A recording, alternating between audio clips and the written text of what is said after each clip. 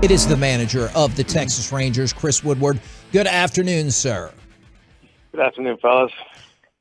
Now, you usually ask in this moment, how we doing today? How are you doing today? Doing all right. Okay. Doing okay. Okay. Obviously, would like to just watch some video on Mr. Verlander and trying to figure out what we can exploit with him. Got some ideas. We can figure it out. You know, it's interesting, Woody. He's been pitching for a long time, and I know he's coming off of a major injury, which you'd never know. Is there anything that looks different from him from 10 years ago to now? It's pretty incredible, honestly. Just watching him and just his execution, man. He's still throwing hard. He doesn't throw the 100-mile-an-hour. I faced him, at the end of my career, and he was 99 to 100 in the eighth inning after 110 pitches. But I mean, he's still 94, 95, but just his execution, man, it's so important for a lot of our younger guys. You watch Martin, obviously, who's been great for us all year, and just how he executes. And you see this guy at 39 years old being able to execute the top of the zone with his fastball, slider. I mean, he just doesn't miss that much. Doesn't miss much in the middle of the plate, but you got to know what you're going up there looking for. And he's a little bit predictable as far as like where he might throw the ball, but it's still tough to hit because he executes it. How different is it for a hitter? How different in that box is 99 to 100 than typical like 95? Like how much can you kind of explain that feeling? Yeah, I mean, anybody that's stood in the batter's box, I guess, if you get 85 compared to 90, I mean, it's a big difference. So obviously high school kids or college kids or, everybody, I feel like those 95 now. But the difference between 90 and 95 is pretty significant. And I know that, when I was playing, it was, if a guy threw 90, it's like, all right, this guy's pretty good hitting. If he hides it or if the ball kind of has some movement or something, it's different. But if it's a good pitch to hit and it's 90 as opposed to 95, it's a big difference. So you talk about 95 to 100, it's pretty significant. So, listen, like I said, with Verlander, it's, 95, I think, plus. We usually kind of grade that out as above average, and anything above 95 or around 95 is, it's, you gotta honor it. You can't just go up there and like be a little bit late on it and still be able to put it forward. Maybe nowadays it's a little bit less because guys are so used to seeing 95, but it's there's a step above when it's 95 plus. Now, the depth of, obviously, the starting pitchers for the Houston Astros, we saw it last night, and clearly goes far beyond Verlander. Do you look at that level of depth and with what you're working with now, with what y'all have in the minor leagues, and think, this is what we hope to cultivate, and this is what you need to compete at a consistently high level? Yeah, and we know that. Talking about it last night on the bench, and just before the game, talking about their team and our team, and listen, we're going to get there. It's coming, and I think everybody feels that and everybody sees that. We have a ton of depth coming in the organization. Now those guys have to come, and the guys that are here, they have to develop and they have to learn how to pitch at this level at a high level. The Glenn Ottos and Dane Dunnings and Spencer Howards are the guys that are here, the Cole Reagans. These guys got to take a step forward, and some of them are younger. Obviously, Cole Reagans just got here. Spencer Howard's still, finding his way, but the Dane Dunning and Glenn Ottos, they have to take that step forward. And the Cole Wins and Jack Ladders and Kumar and all these guys come in, like, we're going to have a lot of depth soon. And so, the team that we're playing is pretty good. Like, they've done it right, and they've been good for a while, but we're going to be at that point soon, not only on the pitching side, but on the offensive side as well. We have some really good hitters coming. But, we're in that phase now where we got to get these guys developing and we got to get them better. I think that's really important for the next, month and a half to really get these guys some experience and some development at this level and really challenge these guys to see what we got. The Bubba Thompsons and Ezekiel Duran, Josh Smith, these guys got to, figure out some things and figure out how to survive and perform at this level. Since you mentioned Dane Dunning, I'm just really personally curious, has he earned his spot in the 2023 rotation, or it's not going to work like that? I think that's too early to tell, honestly.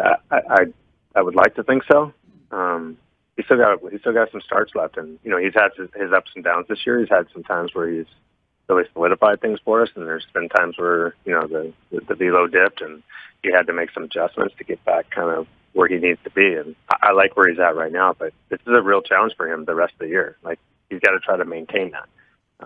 at times, you saw the velo dip down to 87, 88. And, that's going to happen at times, but I think it was a little prolonged more than we'd like. But I think the reset kind of helped him out a little bit. Got his body feeling back right. And he's got to maintain that, and that there's a lot of work that goes into that. There's a lot of dedication, commitment, to being the best in this game, and that's what the best in the world do, man. They commit themselves every day to that process, and I'm proud of him. He's done that. But these next however many starts he's got till the end of the year, he's got to show kind of what he's shown the last couple of starts, which is, the stuff is better, the execution is better, but he's got to finish the season out. He's got to finish strong. So, Woody, I know everybody goes through stretches, whether it's the greatest hitters of all time or everyday big leaguers. Leody Taveras is struggling right now at the plate. Can you talk about maybe what has happened right now with him to get him back on track on where he was just a few weeks ago? Yeah, I think it's, there's going to be some ups and downs. And, the one thing you want to see young players do is not panic. And, I think with him, there's been a little bit of, he's been pitch tough. I think once you start having success in this game, especially nowadays, the teams are quicker to figure out because they go into, staff meetings, they go into pitchers meetings and say, this guy's hot right now. And it may be, not the best hitter on their team, but we know, hey, this guy's really hot. We have to figure this guy. We can't let this guy beat us this series because he's the hottest hitter they have. Leody probably fell into that category with a few teams that we played. So maybe there was a little more emphasis to get him out, to not make mistakes to him, and he's got to adjust to that. I think he works his butt off every day, and you just see his confidence is down just a tick. But to get that back up, he's got to train, he's got to work, he's got to prepare, got to go in with a really good game plan. He's not facing a chump tonight. Sometimes it gets harder, the more you struggle. And today he's got Verlander. He's got to figure out how to solve Verlander and have a good plan and be a really disciplined approach to him. Sometimes Leody, when he struggles a little bit, he'll expand or end up swinging and missing, and you just see the confidence level go down a little bit. But the challenge for him, and I think it's a challenge for a lot of our younger guys to figure out how to be consistent every day, even when you're not feeling at your best. Our guy Chris Woodward joining us here on the K&C Masterpiece on 105.3 The Fan. I'm kind of curious how you feel this season is different from the last two seasons with this club, and what aspects you think maybe y'all have grown and gotten better at over this time. Yeah, listen, we're more competitive. I think let's call it what it is. We've had a lot more competitive games, and probably been a little bit more frustrating, I guess, because we did come in. I set the bar pretty high as far as expectations to win, and still not relenting on that until the season's over with. But I think that it hurts more. With the closer you are, it hurts more when you have some of these losses and some of these wins, or games that you're really, really close. But can't quite seal the deal. We know we were, maybe a few pieces away. We'd love to add some key pieces to, we obviously added some this offseason, but we know we're not completely where we want to be a World Series caliber team. And I think this year that there's been a lot of growth. Having to deal with those expectations from a team standpoint internally. I think it did. It hurt guys. We go through those stretches where, we'd lose these one-run games, or we lose games late in games. It's tough, but I think it's been a really good learning experience for a lot of us. For obviously the team, trying to figure out how this team can become a winning team. They've had to bond together. They've had to go through some ups and downs, some tough times. So I think a lot of that, and honestly, we're getting the chance to see some of our future here now. We're seeing Bubba come up here. We're seeing Duran, some of these guys, Smith, Taveras taking a step forward. I love what Nate Lowe's done. A lot of our bullpen arms have performed really well, the Brock Burks of the world, and then some of these younger starters. So we're getting these guys a ton of reps at this level, and with expectations to win. And we're still not going to obviously relent, like I said, until the season ends. Yeah, well, and I think that is something exciting, watching Bubba Thompson come up, and we see all the names down there that are working their way towards it, and so it looks like there is this chance, this opportunity to turn that corner. You talked about being that close to the Astros and being almost there, and turning that and becoming a legitimate playoff contender every year. How important is it for you to be at the forefront of that turn whenever they do make it around that corner? Yeah, I mean, listen, I know how this this industry works, and I try not to think about that. But I mean, listen, I obviously give everything I can to this organization, and especially to these young guys and to this team, trying to get them to understand what it takes and all the little details that it takes to become a winning team. Because it's not just about okay, we're just going to get better players and then we're going to magically win. Like, we got to make sure all of our processes are in line, and do we have the right processes in place? So when we do become a contending team, a truly contending team to win a World Series, like all those things are in a row, and then they're lined up. It's really important, and that's a learning process for all of us. But man, I just to see the growth in a lot of these guys. And some of these guys I've had for 4 years, some of these guys I've only had for 1. So it's to see these guys continue to fight and push, and the conversations have been I feel like have gotten better as the season's gone on.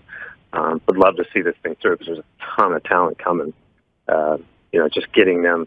Once you get these next wave of guys coming in, and the guys that have had development now and have gotten big league time now that are starting to figure some things out, the next wave will come after that, and then after that, and it's just going to never end. So that's exciting. It's an exciting time. Like I said, it might be the most difficult time right now in that transition phase, but would love to see it through, obviously. That's never gonna end, I Corey. love it, man. I love it, and I'm going to take this a little lighter and back to the basics here, then, because I've been talking to Mike about this. My son is going into high school. His dream right now, Woody, is to make the baseball team. Be in the baseball class. His tryouts are this week. Mike was like, "Look, at this point, they just want to see if you can run, throw, and hit." Do you have any words of advice I can give to him as he's trying out this week on what he can do to impress Coach? Yeah, do all the little things. Listen, he said it best, like, yes, they're going to be impressed by the guy who can run, can hit, can throw. But be the one to do all the little details, talk to your teammates. Be the one that has all the intangibles, that maybe hustles, maybe goes a little bit extra, asks for a little extra work. I'm not saying, like, kiss the butt of the, of the coach or anything like that, but just, the one that pays attention to a little more details, talks the game, asks questions, all of those things. Picks up trash in the dugout after. I mean, just little details like that just show that you obviously have high character, and that you're willing to kind of give a little bit more than anybody else. Those are important. And I'm like saying that you're not brown-nosing or anything like that. You're just saying, hey, whatever it takes to win this game, whatever it takes to help this team win, I'm in.